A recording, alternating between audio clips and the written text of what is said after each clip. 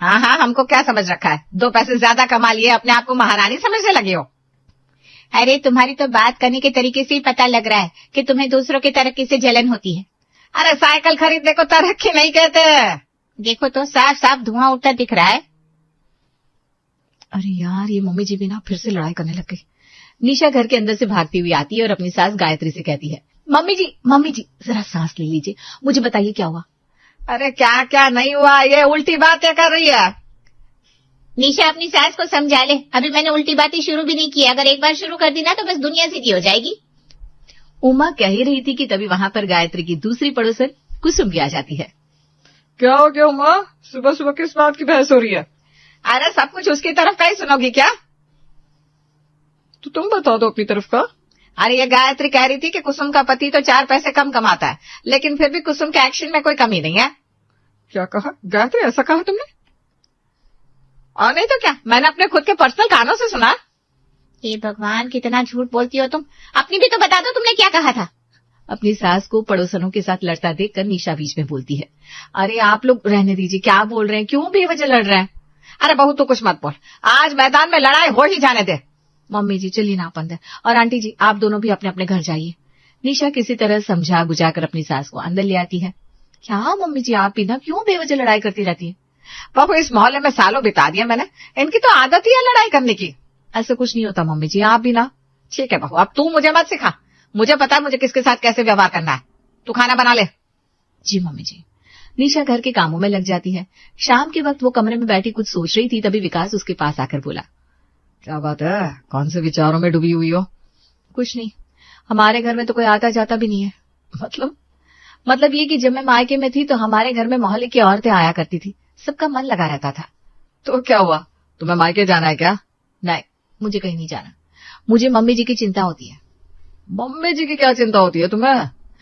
घर में कोई आता जाता नहीं, मम्मी जी खुद बाहर जाती नहीं, उनका मन कैसे लग जाता है? अरे क्या तुम भी फालतू की बातें लेकर बैठ गए। मम्मी का सब सेट है, उन्हें अकेले ही सही लगता है। अरे नहीं, आप समझ नहीं रहे। अब मम्मी जी हमें थोड़ी ना परेशान करेंगी। कुछ भी सोचती रहती हो, ऐसा कुछ नहीं है। आप नहीं समझेंगे, मैं तो मम्मी जी की दोस्ती करवा कर रहूंगी पड़ोसियों से। तुम्हारी मर्जी पे। अगले दिन निशा अपनी पड़ोसन उमा के घर जाती है। आंटी जी। अरे निशा क्या हुआ, अंदर आओ ना। नहीं आंटी जी, वो मैं बस आपको बुलाने आई थी। मुझे बुलाने क्यों, अब क्या किया मैंने? अरे आपने कुछ नहीं किया, घबराई मत। वो शाम की चाय पर आपको बुलाया है मम्मी जी ने। अच्छा ठीक है। उमा को बुलाकर निशा कुसुम के घर जाती है। अरे निशा, इतनी सुबह सुबह यहाँ कैसे? आंटी जी, वो मम्मी ने आपको शाम की चाय पर बुलाया है। क्यों, चाय में क्या मिलाकर पिलाने का इरादा है? प्यार है? मेरा मतलब है आप घर आइए, और हाँ, साथ में विनीता आंटी को भी लेते आइएगा। ठीक है, ले आऊंगी। निशा अपने घर आती है और उसे बाहर से आता देखकर उसकी सास पूछती है, कहाँ गई थी इतनी सुबह सुबह? कहीं नहीं मम्मी जी, आज खाने में कुछ बढ़िया सा बना देती हूँ। क्या, मेरा जन्मदिन तो नहीं है? जी मम्मी जी। तो किसका है? किसी का नहीं मम्मी जी, वो बस मेरा मन है इसलिए बनाने का सोच रही हूँ। तूने कोई गड़बड़ तो नहीं किया ना? बता दे बहू, मैं डांटूंगी नहीं। हाँ मम्मी जी, कोई गड़बड़ नहीं की है, मैं जाकर खाना बना देती हूँ। ठीक है, जा। निशा घर के कामों में लग जाती है और शाम के वक्त उसके घर तीनों पड़ोसन आ जाती हैं। अरे आज बारात यहाँ कैसे? कैसे का क्या मतलब है? दरवाजे से अंदर आए और कैसे? अरे लेकिन काम क्या है? लगता है बुढ़ापे की वजह से भूलने की बीमारी हो गई है तुम्हें। तुम्हें न तो चाय पर बुलाया था। है? मैंने कब बुलाया? अरे मम्मी जी, मैंने बुलाया था, आप लोग सिर्फ बैठिए ना, आइए। निशा की बात सुनकर गायत्री उसे कोने में लेकर आती है और कहती है, बहू इसलिए तो सुबह बाहर गई थी? हाँ मम्मी जी। इसलिए तू नाश्ता बना रही है तब से? हाँ मम्मी जी। तूने इन लोगों को चाय पर बुला लिया? हाँ मम्मी जी। अरे तू पागल है क्या? हाँ मम्मी जी। क्या? नहीं मम्मी जी, आप चलिए ना, आपकी सहेलियां घर आई है, बातें कीजिए ना उनसे। गायत्री अपनी पड़ोसनों के साथ बैठ जाती है। निशा उन्हें नाश्ता पानी देती है। वाह, ये समोसा बहुत अच्छे बनाया गायत्री तुम्हारी बहू ने। अरे तो मेरी बहू कम थोड़ी ना है, हमें तो बाहर से कुछ मंगाने की जरूरत ही नहीं पड़ती, सब घर में ही बन जाता है। सही है, अब हमारी बहुएं तो बेटों के साथ नौकरी पर चली गई, हमें तो उनके हाथ का कुछ खाने को मिलता ही कहाँ है। तो क्या हुआ आंटी जी, जब भी आपका कुछ भी खाने का मन हो आप कितनी अच्छी बहू है, आजकल ऐसी बहुएं होती कहाँ है। अरे क्या आंटी जी, आप भी ये लीजिए, ये जलेबी, ये भी मैंने घर पर ही बनाई है।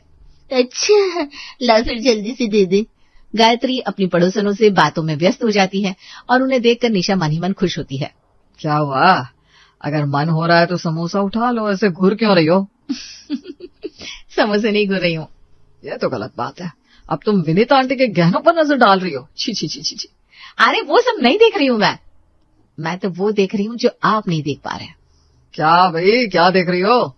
मम्मी जी को देखो कितनी खुश है। हाँ, बात तो सही है, लेकिन ये हुआ कैसे?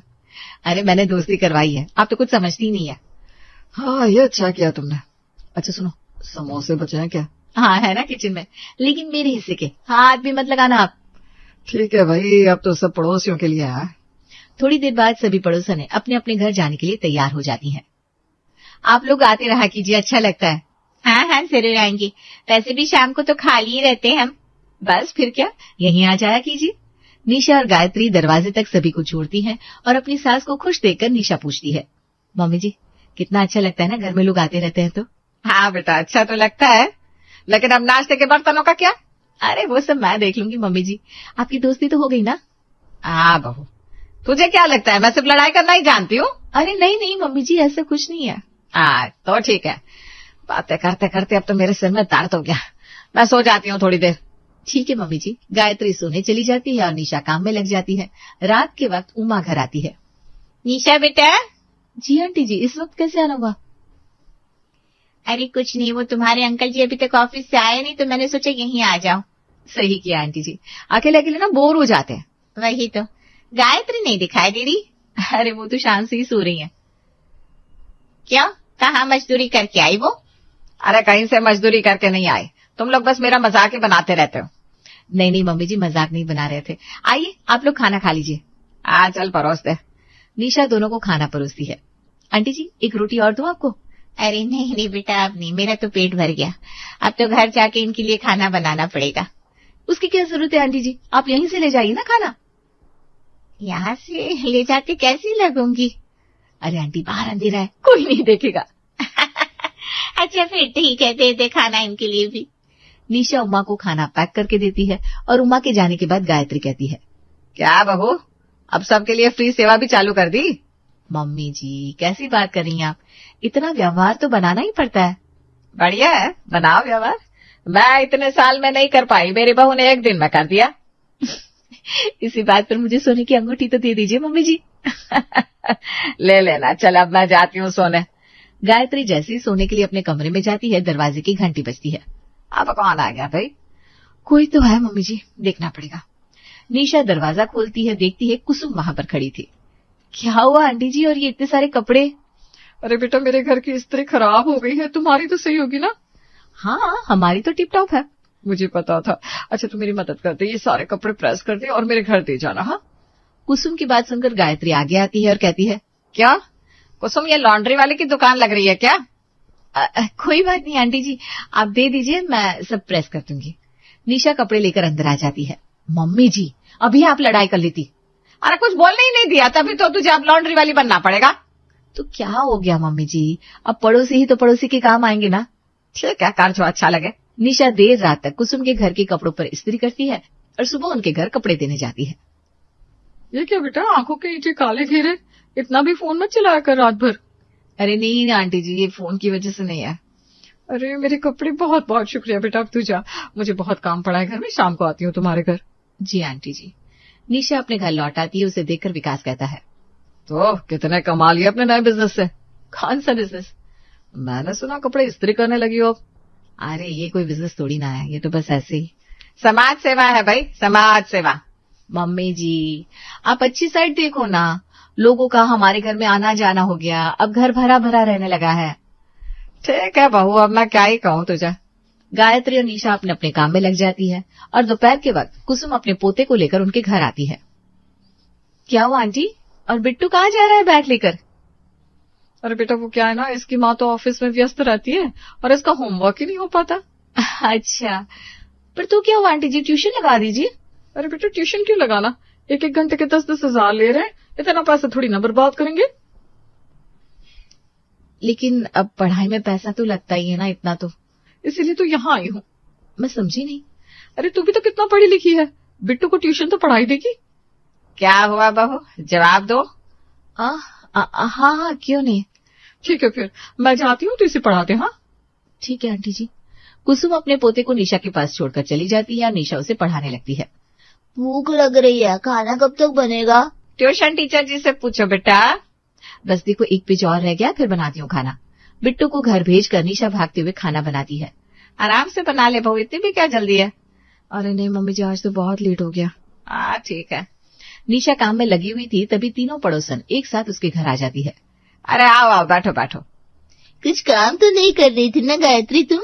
अरे नहीं नहीं, मैं तो कोई काम नहीं कर रही थी। तारीफ करनी पड़ेगी तुम्हारी बहू की, इतना अच्छा पढ़ाया बिट्टू को। कह रहा था दादी अब तो यहीं पढ़ूंगा। वैसे तुम्हें कोई दिक्कत तो नहीं है ना? अरे नहीं नहीं, जब पढ़ाने वाले को दिक्कत नहीं है तो मुझे क्यों होगी भला। फिर तो सही है। निशा बेटा कोई समस्या तो नहीं? नहीं आंटी जी, मैं तो वैसे भी फ्री ही रहती हूँ पूरा दिन। अरे मैं तो भूल ही गई। क्या भूल गई?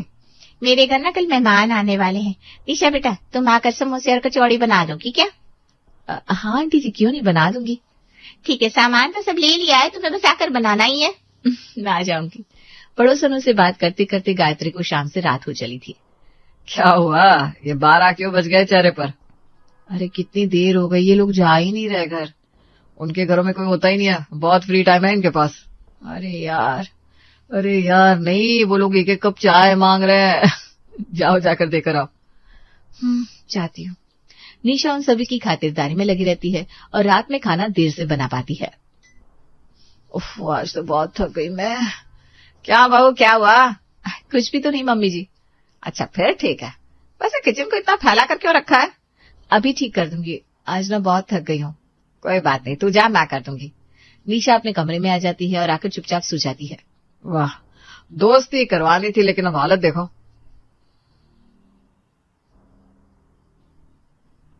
सब सुन रही हूँ मैं, सो जाइए आप। अगले दिन निशा को उमा के घर जाना पड़ता है, जिससे उसकी सास गायत्री घर में सारा काम अकेले ही करती है।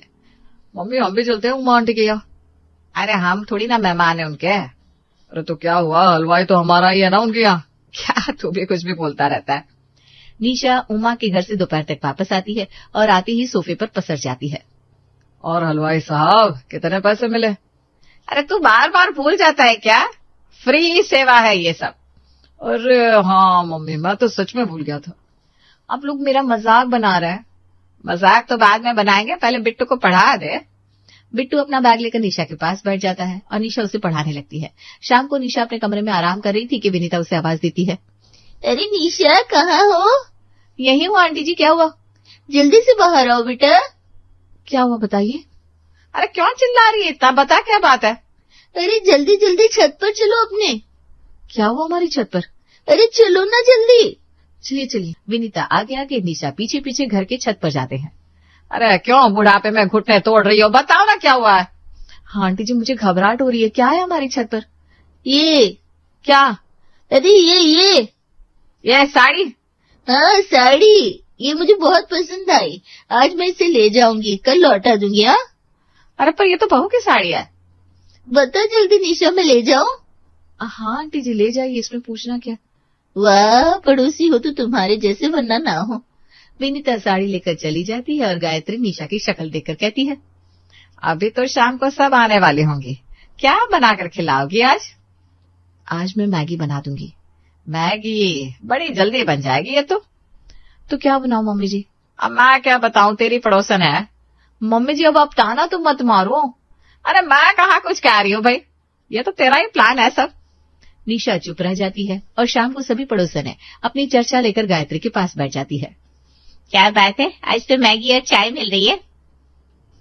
अरे अब इतने घंटे बैठकर बातें करनी है, कुछ तो एनर्जी चाहिए होगी। सही बात है, सही बात है। सभी मिलकर काफी देर तक बातें करती हैं। उनके जाने के बाद गायत्री किचन में बर्तन रखने आती है। बहू नींद आ रही है तो कमरे में जाकर सो जाना, किचन में खड़ी खड़ी क्यों सो रही हो? कुछ चाहिए क्या मम्मी जी? नहीं बहू, कुछ नहीं चाहिए, बड़ी अच्छी दोस्ती हो गई है मेरी। चलो अच्छा है। अब तो कमरे में जाकर आराम कर जा। निशा अपने कमरे में जा रही थी कि विनीता उसकी साड़ी पहनकर वहां आती है। अरे निशा बेटा, जरा सा मेकअप तो कर दी मेरा। मेकअप? आप कहीं जा रही हैं? हाँ जाना तो है, और सुन बाल ना अच्छे से बना देना, मोहल्ले में तेरी तारीफ हो जाएगी। हाँ आइए आंटी जी, आपको रेडी कर देती हूँ। घंटे भर तक विनीता को तैयार करने के बाद निशा खड़े खड़े थक चुकी थी। गायत्री उसके पास आकर कहती है, बहू, इतने सालों में मैंने इसीलिए तो व्यवहार नहीं बनाया था। ऐसा कर, मोहल्ले के 10-12 औरतों से मेरी दोस्ती करवा दे। नहीं नहीं मम्मी जी, अब नहीं, मुझसे नहीं होगा कुछ। आप कुछ कीजिए, इन लोगों से वापस लड़ाई कर लीजिए। ठीक है, मैं कुछ करती हूँ, जा तू आराम कर। निशा अपने कमरे में आराम करने चली जाती है और पड़ोसनों से दोस्ती करने के प्लान पर खुद को ही कोसती है।